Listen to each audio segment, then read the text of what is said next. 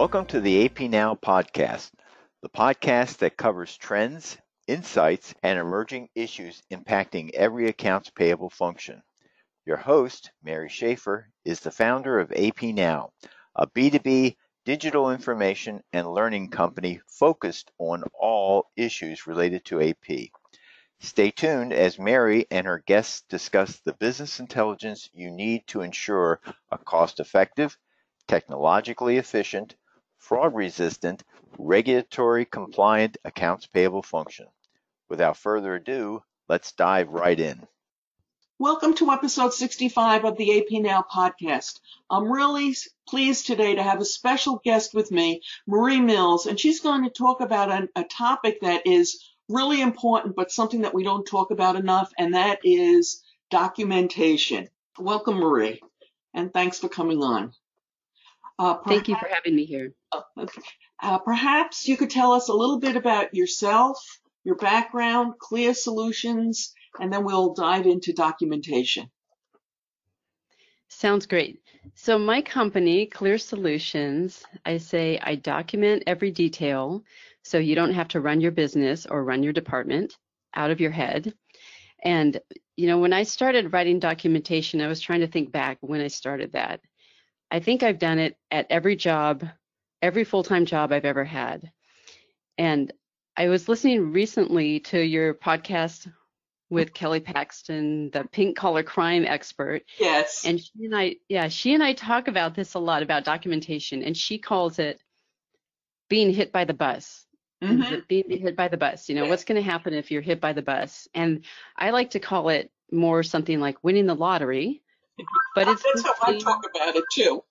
Yeah, but it's the same result, is that what's going to happen if you suddenly can't come into work one day? What's going to happen if somebody important at your business can't come into work?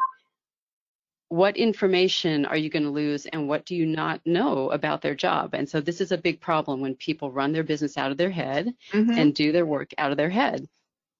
And, I've seen this play out. I've heard stories about this. I actually heard a story of a business where an entire department was pulling their money and playing the lottery, and they won. Mm-hmm. And the entire department walked out in one day. Yeah. And that's going to be a bad problem to have, right? For those people, that was, not very common. But I never wanted to be that person. I never wanted to be the person who was hit by the bus or won the lottery, and then nobody knew what I did, and they had to start from scratch. So I've always just naturally documented what I've done at my businesses. And so I naturally do it. I enjoy doing it. It makes sense to me. And then I started my business because I saw there was a real need for other businesses to have help with that documentation piece. Yeah, because it's the part of the business that you have to do. There's no deadline like with your taxes, so there's no August 15th. And so it just gets pushed off. Exactly. Okay, so, in my working career, I mostly worked for big companies, and we kind of half-heartedly did documentation.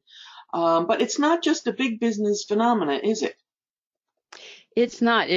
Documentation is really important in any business. And I work a lot with small businesses. I've worked with businesses that have 150 employees and multiple locations.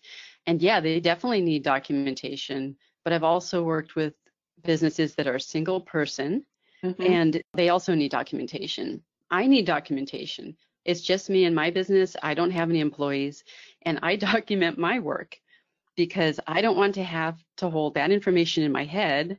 I have too many things I want to think about besides how to renew my LLC every year, or what size is my blog image supposed to be again. That's the kind of thing you just want to document it, get it done, and move on, and keep your head available for other great thinking that you need to do. Right. I know I have several programs that I go into once a year, or worse, once every few years. And every time I do, it's like, oh my God, what? What did I do? Yeah, I know I've done this before. How does that work again? And they changed the website. Okay. So When we talk about documentation, we all have some preconceived idea in our mind. What exactly do you, as an expert in this, what do you mean by documentation? It is a great question because I think there can be some confusion around this. But basically, documentation is the work, it's written down, it's written instructions, the information, the procedures, all the things that you need to know and do to do your work. And it's written down. That's really it. The key is that it's written, it's not in your head, it's not in somebody else's head, it's written down. I think of documentation as an external memory, right? It's the everything you know, but it's outside of your head. It's the guide that holds people accountable for the work they do. It's the common rule book for a company, regardless of how big your company is. It's what keeps everyone on the same page and aware of what they need to be doing and how to do it the right way. So here's some examples of, mission and vision. That is part of your documentation because all work at a business should support the mission and vision. And if it's not clearly written down so people can read it and understand it, then you don't know if the work you're doing is really supporting the company mission. Right. And AP processes, right? Think of all the processes and things that you do in AP that are so important to write down, the protocols, the approval process, how you pay things. You want to have these written down, right? Mm-hmm. Not just in your head. And it's not just the step-by-step procedures of everything, and it's also the knowledge you gain along the way, right? So it's not just here's your job and this is what you should be doing, but it's that knowledge you gain so that documentation is really an ongoing process. Mm-hmm. So like the other day, my laptop was making funny noises and I had to call tech support. So I call tech support. I'm on hold for a while. Tech support comes on and we talk about it. And she's like, all right, I'm going to walk you through this special reboot process. And this required doing a key combination in a certain sequence, a certain timing. All right, so it fixed the problem. Did you write it down? And then I went right to what I call my documentation is my owner's manual. I went right to my owner's manual and I have a page on technology for my laptop and technology troubleshooting. And I wrote down the process because, it doesn't have to be pretty. It doesn't have to be perfect. I just want it there. So if it ever happens again, I go to my technology section or I can search on the word reboot and I can find it and life will be good. Because if you're like me, never mind 6 months from now, a week from now, I'm not going to remember what those steps were. Exactly. You're not. And it's like, and why would you? You've got better things to think about. Right. Sometimes I'll think, I'll remember this, and then where did I save that? Okay. So why is documentation so hard? So important? It's hard. So important. Yeah, it is.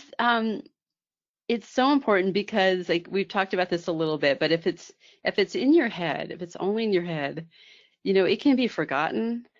The details can get muddled. If you want to delegate some of the work, and you're imagine trying to explain it to somebody without any written documentation, it's going to take longer to train somebody. It's easy to have misunderstandings. Yep. And it's also harder to see where the inefficiencies are. Mm-hmm. So I've worked with so many clients and they do the work every day, right? The business is going, they're making a profit. And then, all right, we're going to document this. And they start telling me how they do it and I'm writing things down. And as we're looking at the documentation and they think, really? That's what I do? That doesn't make sense. Why do I do it like that?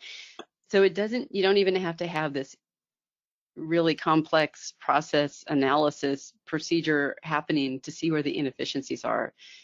Writing things down just shifts your perspective and those inefficiencies will often jump off the page. Okay. And I want to say, especially not when you're doing just your work, but when the work crosses departments. Mm-hmm. I was documenting a shipping and receiving process and the guy's telling me, okay, then I do this, then I do this, then I take the packing slip and I walk it over to accounting. Oh, and what do they do with it? Oh, I don't know what they do with it. So I walk over to accounting and what do you do with it? And he says, oh, that I recycle it. Great. And Great. well, okay, I mean, this guy gives it to you all the time and you recycle it. Why do you think he gives it to you? Because I don't know. I thought he just wanted to give it to me. Why don't you tell him you don't need it? Why don't you tell him you don't need it? Because it's human nature to not, like, you can only think of so many things and do so much during the Right. day, and your head gets full and you don't question it, right? And so Right. when you write it down, then you question it. And when it's in your head, there's a good chance you won't. Right. Right. Right. I tell people to once a year sit down and literally go through your policy and procedures manual, which is what we call the documentation for most Yes. accounts payable department, and just look through it and see if it makes sense Yes. anymore. It might have made sense when you did it a year ago, but there might be new technology, new processes, new frauds, unfortunately, Yes. that mean that whatever it is no longer makes sense for your operation. All right. So So smart. Yeah.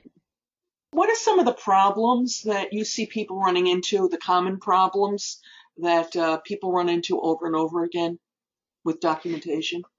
Yeah. So I'll talk about these four that I think are pretty common with the clients I've worked with. Is the first one is you write the documentation and then you can't find it.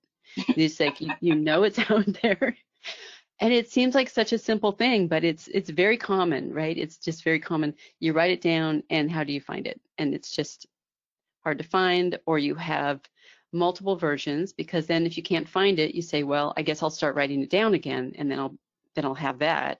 So now you have multiple versions of the same information, or you have like pieces of information across different documents, and that's also a problem Mm-hmm. because then if it gets out of sync, Mm-hmm.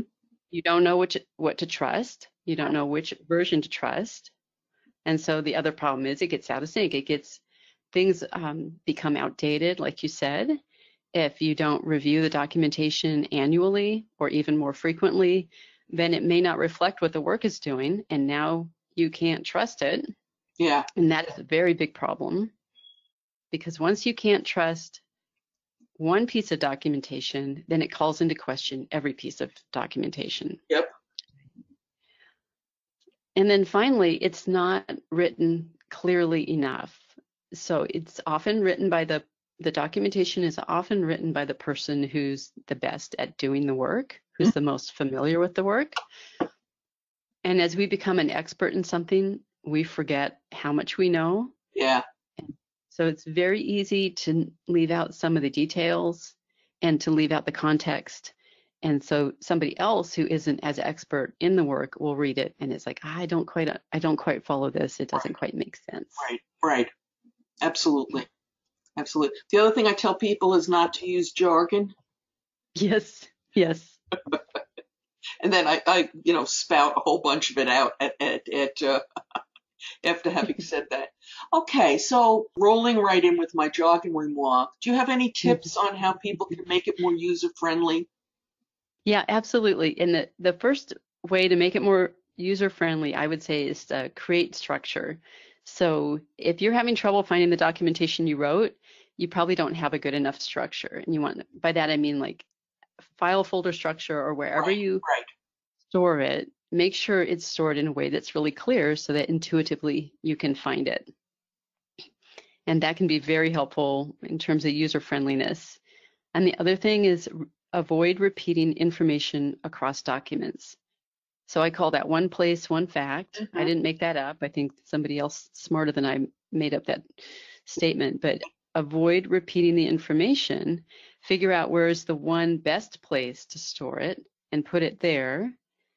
And then if you have to talk about that information in other documentation, refer to it through a link and avoid trying to repeat it, because then if you have to update it, you have to remember every single place that occurs. Yep. And that's kind of tricky to do. Mm-hmm. And then as your business changes and documentation doesn't apply any longer, it gets old, it gets out of date, you'll want to have a process for archiving it and deleting it. Mm-hmm. And I say archive and delete because people can be so resistant to deleting information. I know. I say, well, I don't know, I might need that. I don't know. It's not true anymore. I know, but I might need it. So So at least archive it if you can't delete it. And what's really good is to like put a limit on your archive. Like this archive is only going to hold documentation that's 30 days old or 90 days old, and then give yourself permission to delete it after that. Okay. All righty. And then finally, user testing, like, so this goes back to whoever wrote it, have somebody else read it, Yes. have them walk through it. The best tester, of course, is the new hire, the person who comes in and really doesn't know a whole lot about your company. Doesn't know the jargon yet. Exactly. And then you give it to them, and it's a great test of, does my documentation hold up? Is it really well written? Is it clear? Is it complete? Does it have enough context? Right. Because then if the lottery happens, you're set. I always use that story, by the way, but I don't know any companies where that happened. But apparently it has happened at least at one place. It has, and that story came from a very reliable source, right? It sounds like an urban legend, but this woman, she goes, nope, I know the person. Like he was at the company when this happened, and the entire department like walked out. Yeah. Okay, so do you have any tips as we come down towards the end for our listeners on how they can make this process a little bit easier? Yeah, definitely. Going back to the structure, I always say start with a framework. And the framework is, what are you going to use to write your documentation, make that consistent, and where are you going to store it, and have a really clear file structure. So I always recommend that businesses use a template. Whatever software you're using to write it, that's great, but use a template so that your documentation looks the same across the board, and then it's easier to use. And it also makes it so much easier than starting with a blank page, as if you just have some kind of template. And then also, clean as you go. If you're using a piece of documentation and you notice that there's something there that needs to be updated, if you can't update it right then at least make a note and make a task for yourself to go back and update it. Even if you do annual reviews, it will be so much better to just keep things clean as you go. Even if you can just add a comment to the documentation and say, I don't think this is how we do it anymore. It needs follow up. Yeah. Right. And then review it annually, like you said, is like, that is the best thing, is to sit down and just go through it and make sure it still makes sense. And then finally, when you're documenting, it really can feel overwhelming, like there's so much to document. So focus on priorities. And that doesn't mean choosing the most complicated piece of work to document first, but what is it, like if you look around, if somebody left, if something happened to the owner, what are the key things that you need to know? What's most important to know so that you don't get caught short? Right. Okay, so I wanted to talk a little bit about this new course that you have for small businesses. You call it Build a Small Business Contingency Plan in 10 Steps. Can you tell us a little bit about it? Yes, I just finished this and put it out for people to buy off my, you can get to it from my website, Clear Solutions by Marie. But this is something I've seen a really big gap in businesses, is they don't have a contingency plan in place. And this is the thing that you hope never happens. But if it does happen and you don't have a plan in place, it's going to make it so much harder. It's going to make it so much worse. Now, I live in the Pacific Northwest. We live in a major earthquake zone. And so if an earthquake happened here and people couldn't get into work, or somebody was suddenly injured due to that, you want to have a plan in place. We're in the middle of a pandemic. Right. And if somebody suddenly gets sick with COVID, or if they, like a lot of times, if one person's sick, they can infect other people. Right. What is your plan? So this particular product is really geared towards smaller businesses, where if the owner were to become suddenly ill or injured, like what's the plan that can be implemented in their absence, starting with who's going to take over, and then what do you want people to say about your illness or injury? How much detail do you want to communicate, and who do you want to communicate with, and how do you want to do that? And then what work needs to be covered, and how is that work going to be done? What access do you need to do the work, and that type of thing. Okay. So I think this is a pretty useful tool for any business for sure. It's geared towards small businesses, but even larger businesses could look at it and use it for their department. It's the same basic concept. Okay, so if you are listening to this where you can see the show notes, the link to Marie's website, clearsolutionsbymarie.com, will be right there, along with a link to the mini course. If you're just listening to this, go to Marie's website, clearsolutionsbymarie.com, and look for her blog, and she'll have a story about the course with a link in it. Marie, I'd like to, before I close up and say goodbye, I'd like to just remind our listeners who might be listening to this before the beginning of October 2020 that once again, AP Now will have giveaways for AP Appreciation Week. Go to our website. You'll be able to see the information about it. We've got some articles. We've got actually our first graphic novelette, if you will. We'll have a webinar, etc. So we hope that you'll all join us. Everyone is welcome. There's absolutely no cost for participating. So Marie, I'd like to say thank you for coming and sharing your expertise. It's really great to find somebody finally who can talk about documentation intelligently and actually likes doing it. So I hope you'll consider coming back again sometime. Yeah, I would love to come back. I could talk about documentation all day. I love it. And thank you for having me on. I would love to come back and talk about it more. Okay. So you should be an AP person. We can talk about accounts payable till the cows come home. And if you're outside of this little circle of people who are interested in it, we can probably bore you to tears. Exactly. So to our audience, who we are hopefully not boring to tears, I'd like to say thank you for listening to this podcast. And if you like the podcast, please take a moment to rate this episode, review this episode, subscribe to the series, or even better, share it with your community on LinkedIn, Facebook, or wherever. We love to get those thumbs up. To be alerted to new episodes, please visit www.ap-now.com and sign up for our free twice-a-week e-zine. We'll have updates in there whenever it happens. Thank you again. Be safe, everyone. This episode is now concluded.